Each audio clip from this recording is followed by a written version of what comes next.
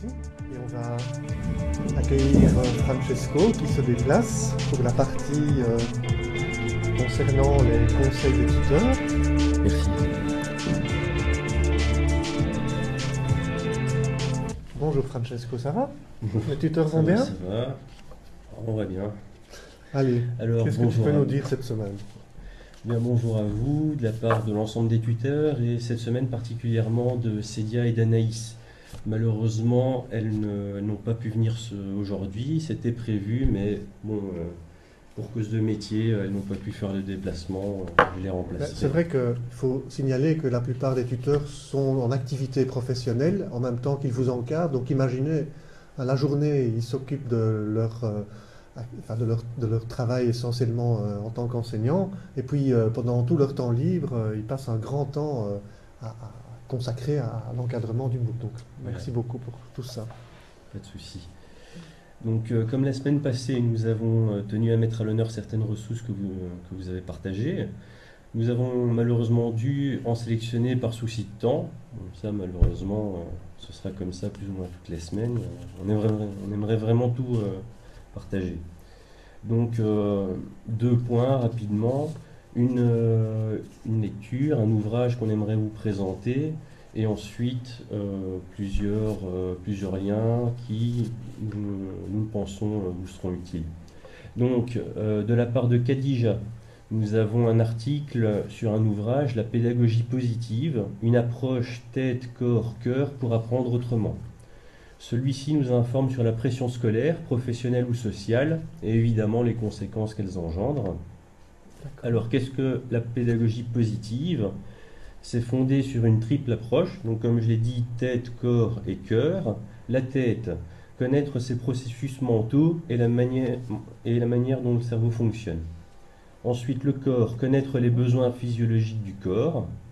Et le cœur, connaître le fonctionnement et le rôle des émotions. Très important. Voilà. Donc, nous avons un lien pour vous. Je le republierai par la suite. Sur ce même lien, il y a un ouvrage de Audrey Hakoun et de Isabelle Payot qui s'intitule « Apprendre autrement avec la pédagogie positive à la maison et à l'école. Donner ou redonner à vos enfants le goût d'apprendre ».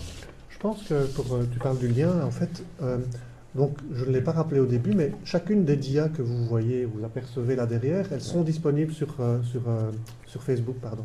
Et donc, on peut rajouter des commentaires, et donc on peut mettre le lien peut-être enfin on rajoutera nous le lien dans la dia associée, comme ça, ça vous permettra d'y accéder directement. Ce sera fait, voilà.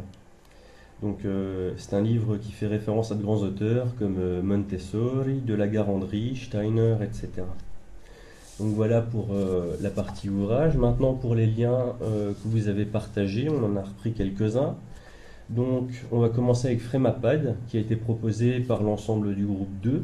C'est un éditeur de texte en ligne qui permet un travail collaboratif. Et ça c'est pour que les groupes puissent travailler ensemble en fait, parce que les groupes ont cherché des solutions pour travailler ensemble et donc c'est des solutions qui C'est un problème récurrent. Il y a dans plusieurs groupes, certains membres n'arrivent pas à en contacter d'autres. Donc on vous propose plusieurs solutions pour ça. Donc Frémapad.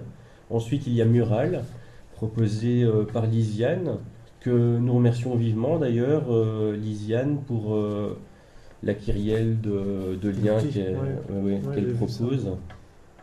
Donc Mural, c'est un mur collaboratif, encore une fois, donc c'est sous forme de mur, là, sous forme de post-it, etc.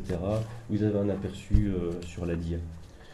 Et ensuite, au niveau des outils vocaux, donc si vous n'arrivez pas à vous mettre d'accord par écrit ou quoi, que vous préférez vous retrouver le soir pour discuter en même temps, bon, vous avez WhatsApp que vous connaissez, Monsieur Temperman avait parlé de Skype, ça normalement il ne va pas y avoir de soucis.